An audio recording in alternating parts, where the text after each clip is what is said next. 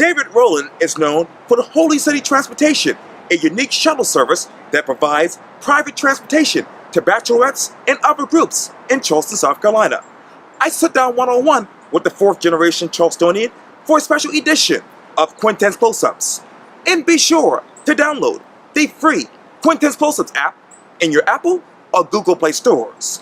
And be sure to subscribe to my YouTube channel as well. David Rowland. Quintin Washington. How are you? It is a pleasure. Likewise. Pleasure to meet the Quintin Washington. Infamous Quintin Washington. I feel like I've moved up the ladder in Charleston as a Charlestonian, finally in the office being interviewed by Quintin Washington. Man, no, you're the legend. I'm telling you. You're the legend because obviously you are a fourth generation Charlestonian. Yep. And now you're the owner of Holy City Transportation. Yes, and quite an interesting journey to get to this point. 6 years, maybe a little better than 6 years ago, I told my daughter I was actually in between project management jobs. Right. And I didn't really want to go back. And so I was kind of just looking around, and a friend of mine said, "You know what you should do, David?" And I said, "What would that be?" He said, "You should become a school bus driver." I said, "A school bus driver?" He said, "Sure." He said, "You get up early. You could get an early route. You get home early in the afternoon. They don't pay much, but it's fun. After you're finished with the year, they give you the CDL." I said, "You know, why not?" A lot of my friends were doing it. So I did. It's 180 days is what the school year is. And to me, that's it's like penance. They first gave me the children, the babies, the kindergartners, and it was so much fun. I broke all the rules, Quintin. They would say, "You have to stop at the bus stop, David." And I would pass by these children at their houses and then stop here, and they'd have to walk up. And I said, "That doesn't make any sense."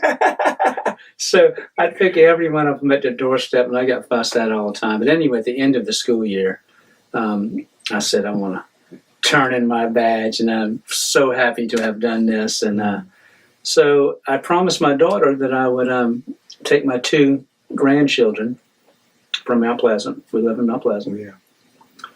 Over to Charleston Catholic downtown to school. She said, "Pretty big commitment, Dad." I said, "I want to do it. I want to be with them."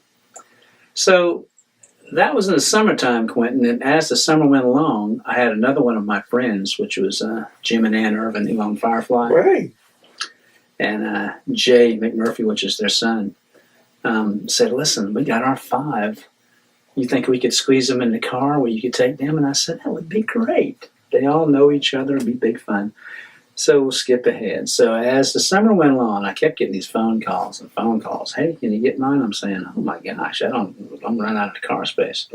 And I actually had this lady make a case to me that it was a big thing for her to be able to get someone to take her children because she couldn't work a full-time job, running back and forth. And it gave it meaning. So at that count, I had 32 kids. And no kind of a vehicle. And this is not something rare that I get myself into, okay? So I went to my wife and I said, "Hey, guess what we're going to have to buy? We're going to have to buy a bus." So we bought a school bus, a conventional yellow school bus. Bought it in Atlanta at auction. Drove it back home and cleaned it all up, put a really cool stereo system in it for the kids. And it was a ball, Quintin. It was so much fun during the year, and I had like 40 kids, and so I got to know the teachers. We did the field trips with the bus. We did all kind of neat things. But the next year the kids were falling off. Someone graduated from 8th grade. Someone's moved to cities that didn't need it, so I didn't have to have the bus anymore. Plus the DOT fees were just killing me, and insurance. So Jim and Ann Irvin out there at Firefly said, "Hey, listen, I got an idea. We're having a little trouble getting the bachelorettes from downtown Charleston out here to the vineyard to get their party started, do the vineyard tasting and the Firefly distillery tasting. And you should buy a cool bus and then carry those kids." And I said, "Do you think that'll work?" That was 6 years ago. So I'm usually up there every Thursday, Friday, and Saturday. Oh. We actually have gone in a partnership with Deepwater Vineyard. Amazing people. I just can't say enough about them. And as soon as I met them, they were like family. And we do a partnership on a Wednesday. We do what's called a Wadmalaw wandering tour. It's not with bachelorettes. It's usually downtown tourists. Yeah. And it's a lot different. It's fun because of different people. But we head out of the visitor center or anywhere else where they're staying. Doesn't matter to me where I pick them up. And the good thing about owning the business and having the bus, you can do whatever you want to do. You can be flexible. Sure. And people love that. So we'll go up to Angel Oak, and I have personal stories about Angel Oak. Yeah. Quintin, did you ever park with your girlfriend at Angel Oak? If you didn't, you were in few in Charleston County. Right.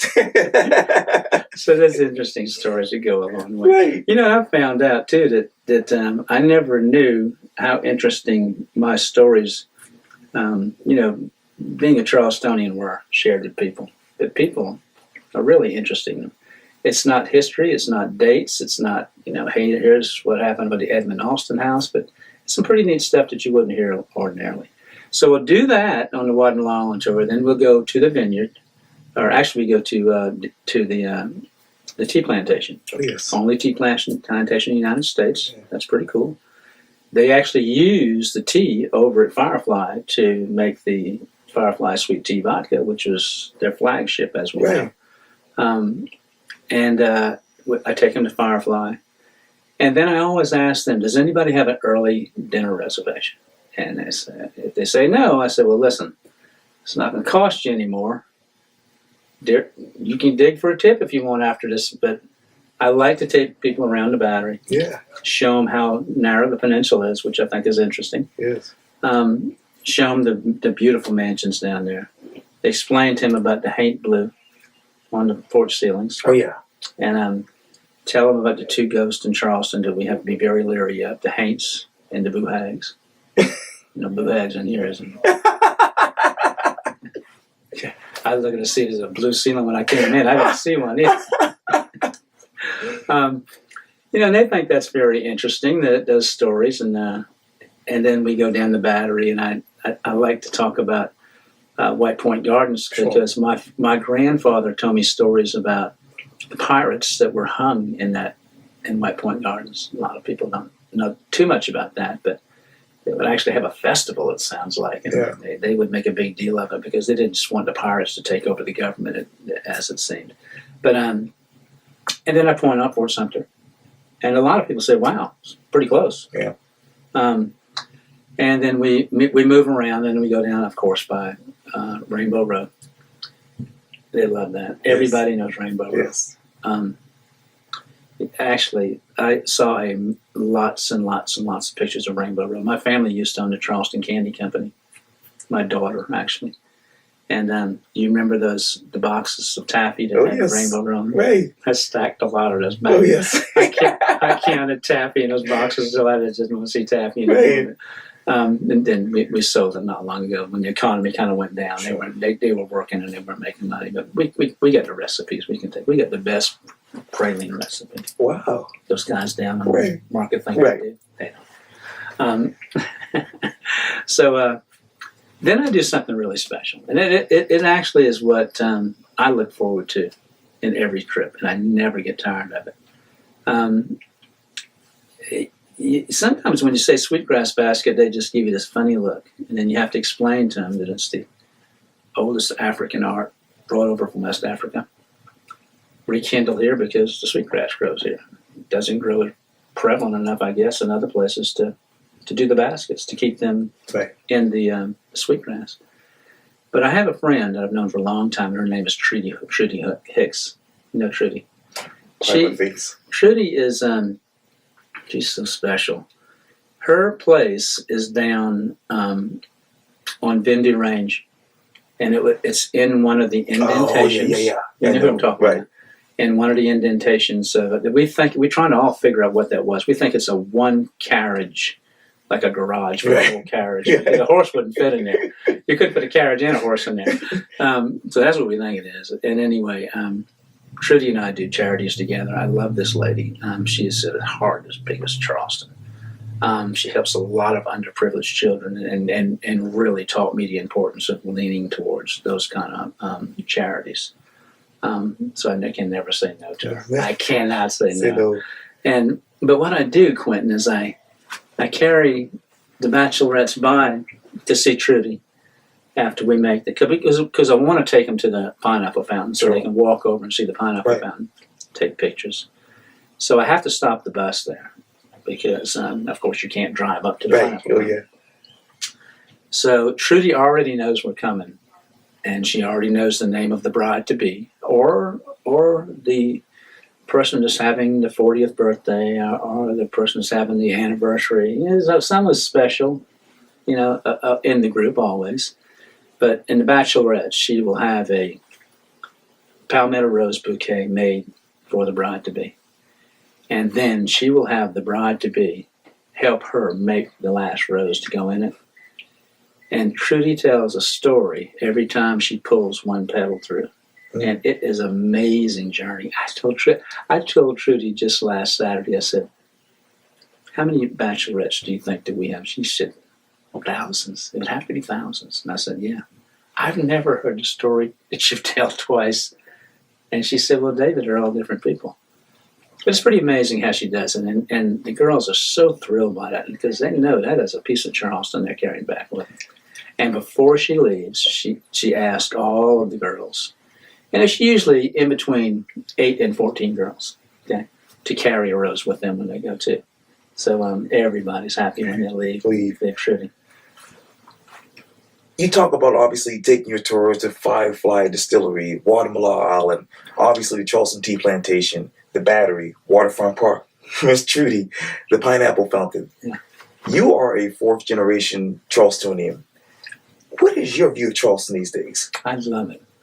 Let me tell you something. I love this city, and I love everything about it. And there's so many things I love about it I want to get started on. But of course, the city, it's the walking part of the city, feeling the charm of the city in the historic district. The people, Quintin.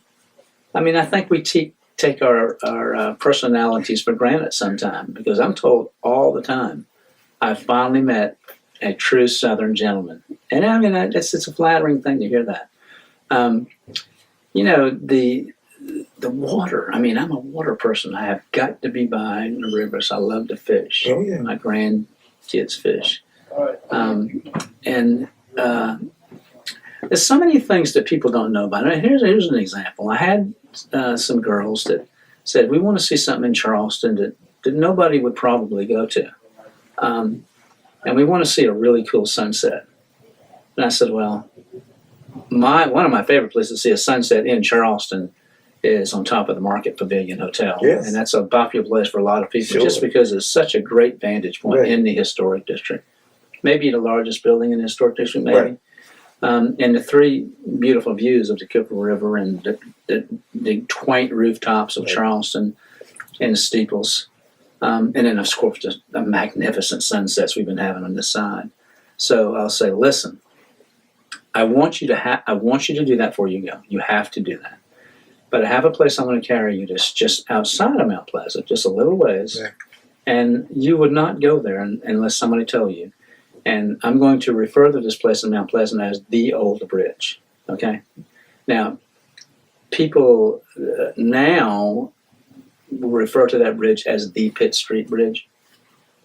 If you talk to a local person, because I moved to Mount Pleasant, or my dad bought a house in Mount Pleasant when we were very young, everybody referred to it as the Old Bridge. I grew up on that bridge. I learned to fish on that bridge, crab on that bridge, gig on that bridge, throw rocks in the water on the side of it. I mean, I remember we had a chief of police that was at Mount Pleasant, which everybody knew everybody. Right. And me, a friend of mine, would go down to the bridge and with a 5-gallon bucket and a 3-foot shrimp drop net.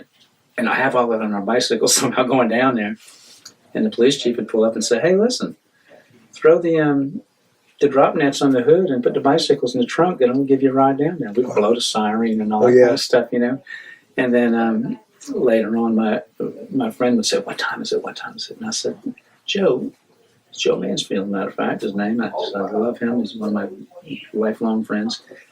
I said, "Joe, where do you have to go? It's the middle of the summer, and it's a Saturday. I don't have a watch. We've never had a watch." He said, "Ask that guy over there." I said, "Why do you need to know what time it is?" He said, "You remember the last time that the chief gave us a ride down here?" Right. I said, "Yeah." He said, "You remember what he did?" I said, "Yes, he took half of our catch." He took half of our catch for giving us a ride in. Man, we got to get out of here before he gets back. Yes. There's just crazy stories about that. But so I take him down there to see. There's the city, everybody. There's the point of Sullivan's Island. There's Fort Sumter. Right. You know, there's the lighthouse Right. over here. There's Mount Pleasant. Yeah. It's a beautiful place to be. And they never find it. And another thing, too, is that, boy, if you tell them, if you mention the word The Notebook, the movie The Notebook, everybody goes, you can hear this gasp. I said, "David, do you know of any places as well?" The whole movie was filmed here with the exception of the hospital scenes, is what I hear. And a couple of those things like where they danced in the street, please take us there.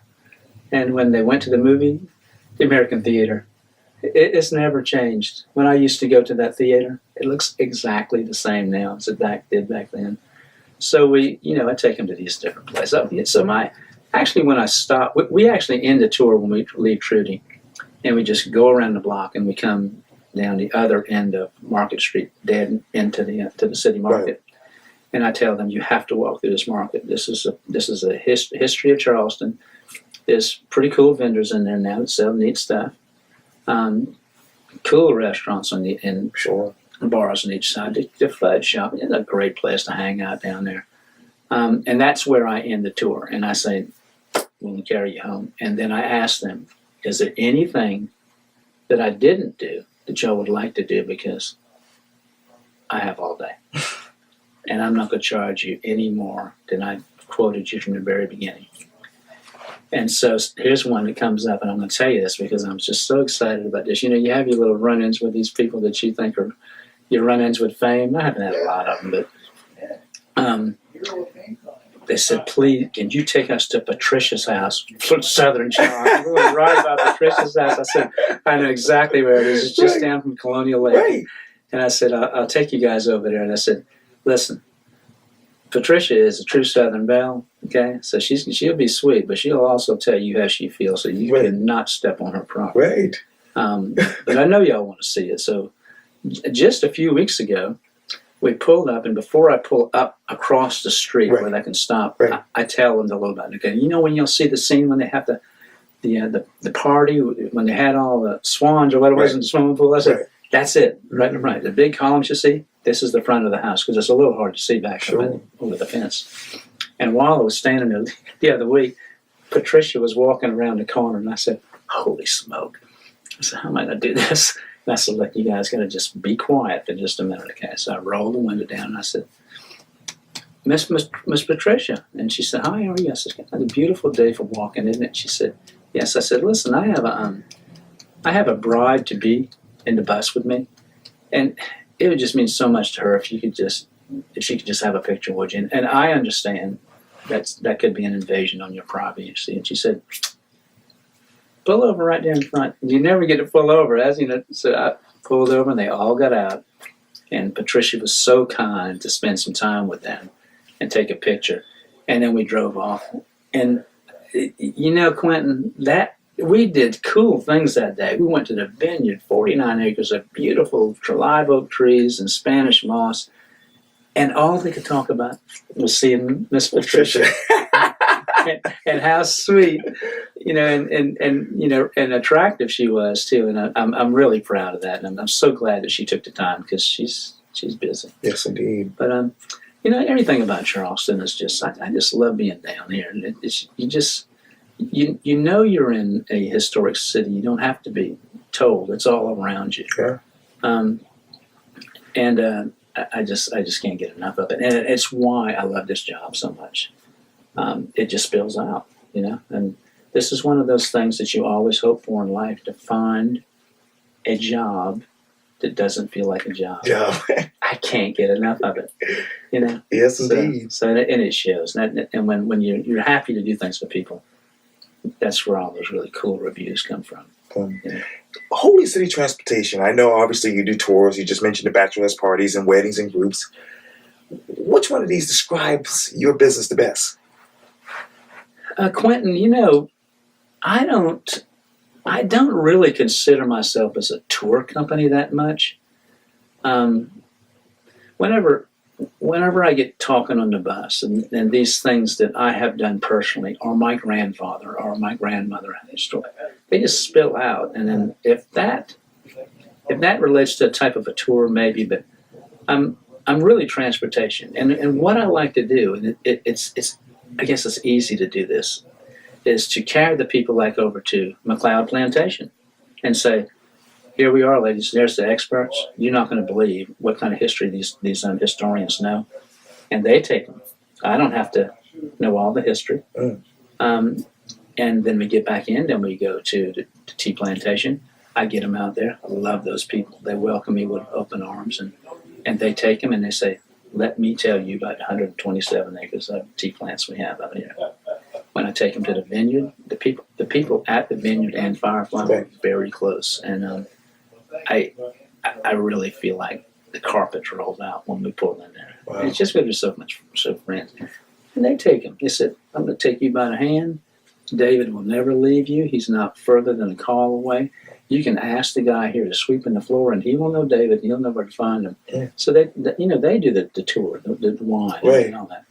And so I'm kind of maybe a little mix of transportation and I guess a little bit of an information in there, but I like to leave these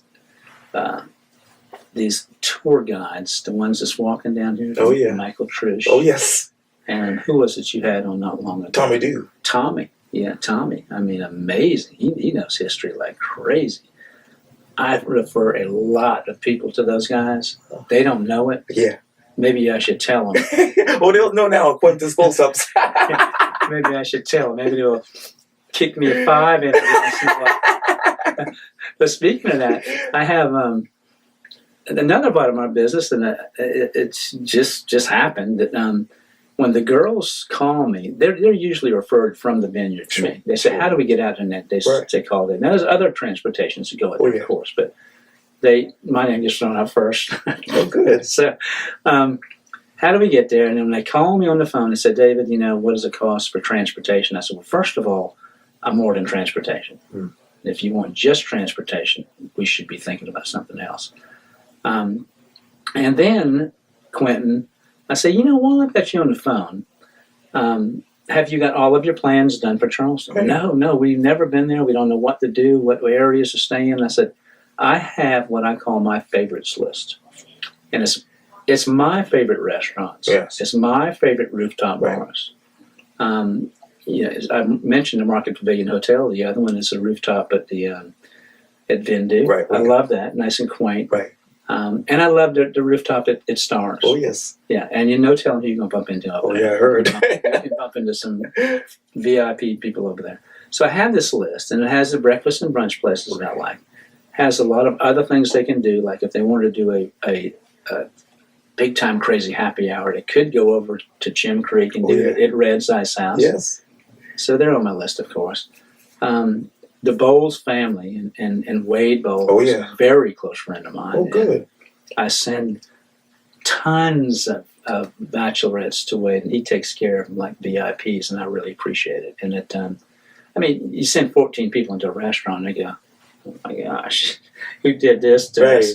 Right. But I give them a little bit of a heads up. Sure. And because you can't make reservations for 14 people in Charleston, but they somehow make it work. Right.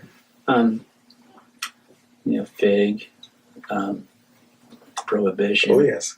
Blossoms. Right. They're all on there, and so it's great that I can help them plan their party. And so let me tell you something. If y'all choose not to use me for some reason, I still want to help you. Because I just love sharing the information. I want your experience in Charleston to be something you'll talk about forever and can't wait to get back. And it's easy. It just takes a few minutes. I usually just email them this favorites list I got. Yeah. And all of them tell me, look, you planned our whole party. And it's always the maid of honor that has to do it. Right. And she's just about panicking on it. Oh, yes. Oh, my God, I got these 14 people. I don't know how I'm going to just get them in the car to start. And she said, David, you saved so much, planning. And you know how it is. You go to town. You want to make sure you stay in a place that you think you were told. Right. You were advertised. Right. And it works that way. So, the business is it's really flexible all over. Like it was a couple of years it started. From friends of mine in Mount Pleasant said, are you real busy around Christmas? And I said, Christmas slows down a little bit in Charleston. But I would love to run the bus. I'd hate for the bus to just sit in the yard. They said, well, have you ever heard of the Brook Green Gardens Night of 1,000 Lights? And I'd heard of it, but I'd never been to it. So I carried this group of friends, 14 down there. And it was amazing. I mean, my eyes, I know, were that big around this place. They're all natural lights. Oh, yeah. They're all candles. And the gardens are beautiful, Oh, the yes. statues anyway. Right. And so now, for the last 3 or 4 years, I've had several trips to go up to Brook Green Gardens. Yeah. I do weddings. I don't advertise any of this stuff. It's all by word of mouth. Mm-hmm. I don't know of any advertising I do, maybe short of the Facebook page. Oh, yeah. Because the Facebook page is out there now. And, it really has been some interesting. I never knew how much I would really be flattered and humbled by people saying nice things about me. And that review stuff, Right. It'll do it to you, boy. Oh, yeah. And when it got past 50, I said, holy smoke. Then it got past 100, and I said, holy smoke. And then it got to 150, and I had some people tell me, do you realize, David, that it's pretty special to have 150 or over 150 5-star reviews with no review underneath it. Right. No 4s, no 3s, Right. no 2s. And I said, yeah, I'm starting to realize that.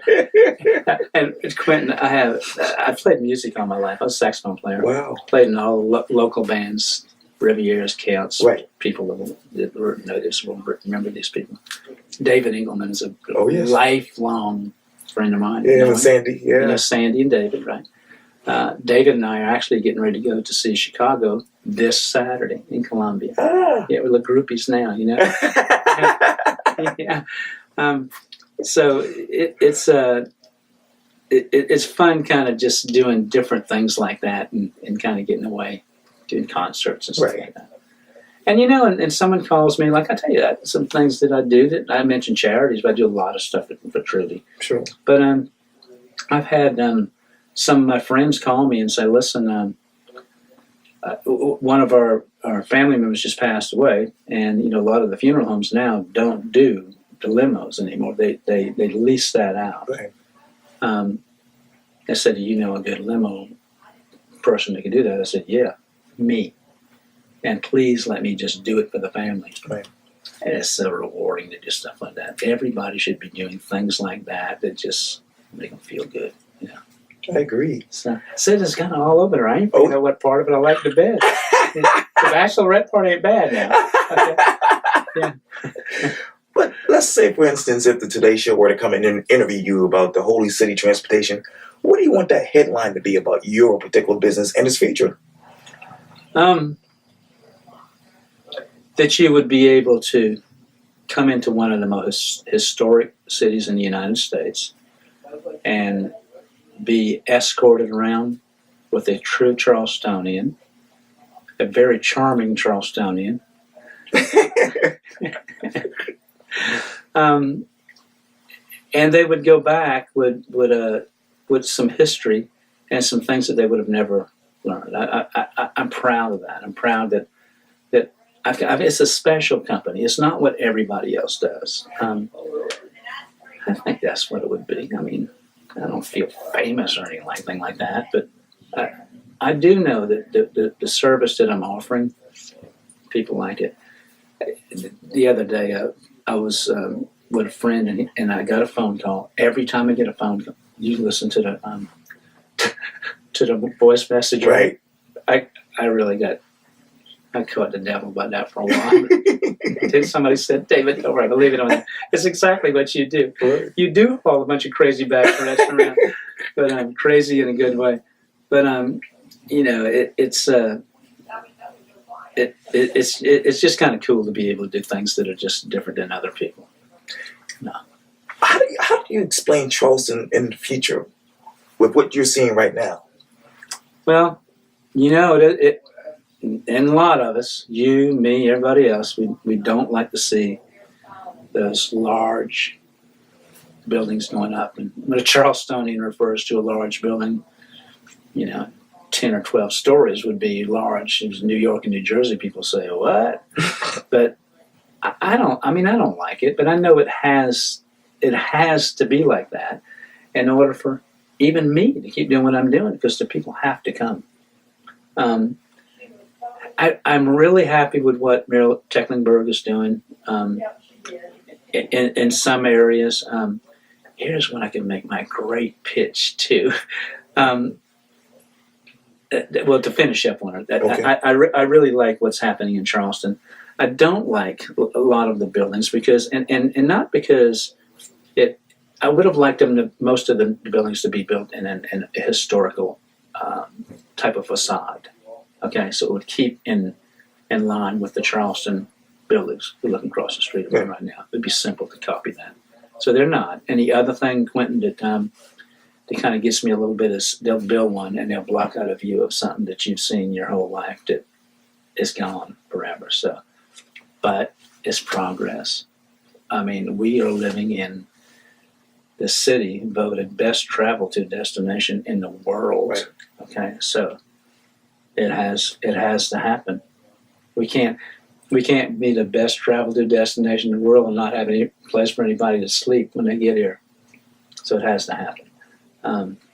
Progress in a good way. The infrastructure thing would be great if that could get caught up. Of course, the flooding wouldn't be a bad idea if we could ever get a hold of that. And I have the answer to that, by the way. If we get a bunch of barges, we park them where the streets. This is not my idea. I heard it on the radio. Bunch of barges, park them where the streets where they flood the most. Plant grass on them so we have a nice green area. Put park on them or something like that.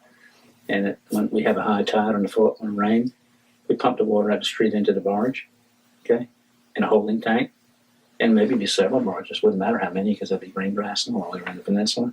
It'll be all pretty. They have festivals on them. When the tide drops a low tide, just pump the water back out. Huh? Somebody will like that. Are you listening? Are you listening, John Tecklenburg? It might be crazy, but it might be the answer. Silly.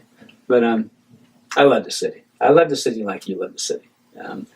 And you can really tell that you love the city because the people that you're interviewing, they love the city too. Yes. Yeah. I just thank God for this opportunity. Yes. I know. And I was telling Godfrey, me and him are good friends. Right. We're very close friends. And I said, I'm getting ready to go over to see him and do an interview with Quintin, Washington. And he said, yeah, I know. I'm the one to turn him on to you. And I said, dang, man, I don't know if I'm ready for this. I don't know if I'm ready. You got an easy day today. I don't know if I'm ready for prime time. But I said, I'm really, really excited about it. And, I've watched all, or most all, of the videos, Love doing interviews. Yeah, I know you do. And you're doing great. I love the atmosphere you do in this relaxed atmosphere. One of the last ones I watched was Gary Santos that you did in Mount Pleasant. He's a real close friend of mine. Yeah, well, you told me that. Yeah, I helped to have him get him campaign for him to get elected last time. But Gary sort of kicked back and leaned back, and I said, he is perfect for Quintin. He doesn't have to drag stuff out of him. You tell me. Yeah, but Godfrey called me yesterday. He says, you don't forget about the meeting over there now, are you? I said, no, sir, I got this covered, So I'm really, really happy to do it. Thank you. It's a pleasure to meet you, too. Likewise. Yeah, keep doing what you're doing. Oh, I definitely will. That's for sure. That's for sure. I'm not going anywhere. Yeah, that's right. My dad used to tell me, just a phrase right there. And he told me lots of kind of philosophy, but he said, if you keep doing what you're doing, whatever it is, whether it's good or whether it's bad, if you keep doing what you're doing, you're going to keep getting what you're getting. So if you're doing good stuff, the good stuff's coming back. Sure. You keep doing the bad stuff, and the bad stuff's coming back. So I always try to think about it. And another philosophy he told me was, son, and I asked him about this. We would be parked in his 59 Chevrolet down on King Street. And my mother would be out shopping at Woolworths or one of them places. And he'd say, hold on a minute, boys. 5 brothers in my family and a sister. Okay? And he'd say, hold on a minute. He would get out of the car and he'd walk down the street a little bit. And he'd put a nickel in one of the meters. And he'd get back in the car. And a little while later, he said, hold on. So he walked back down and put a nickel in. I said, Daddy, what you doing? He said, I'm just putting nickels in them expired meters so those people won't get a ticket. And he said, I did that because I wanted y'all to see this. Because this is the definition of a random act of kindness. That person that I put that thing in, he'll never know. He won't even know that it ran out. Yeah. Okay? He will get a ticket. And he said, you know, when you get to the gates, you need all the random kindness things that you can get, maybe. You know, stack them up. You can't have enough. And I carry quarters in my pocket and in my bus to this day. Wow. I've had a meter maid ask me, "That your car?" "No, ma'am." "You just popping quarters?" And I said, "Yeah, they could take you out of your job, is it?" She said, "Oh, no, I still have a job." Plenty of people that don't pay for them. So, yeah. So, oh, God bless. God bless. Yeah. Well, David Rowland, thank you so much for your time. I really, really appreciate this. Well, Quintin, the feeling is mutual. Thank you. I wish you all the well. Keep doing what you're doing. Oh, definitely will. I hope that one of these days we'll see you on network television. And then you'll talk about all of these that got you to this point. Huh? Yeah. Oh, yeah. I'm believing God for that. Thank you. Quintin, nice meeting you. Likewise. Okay.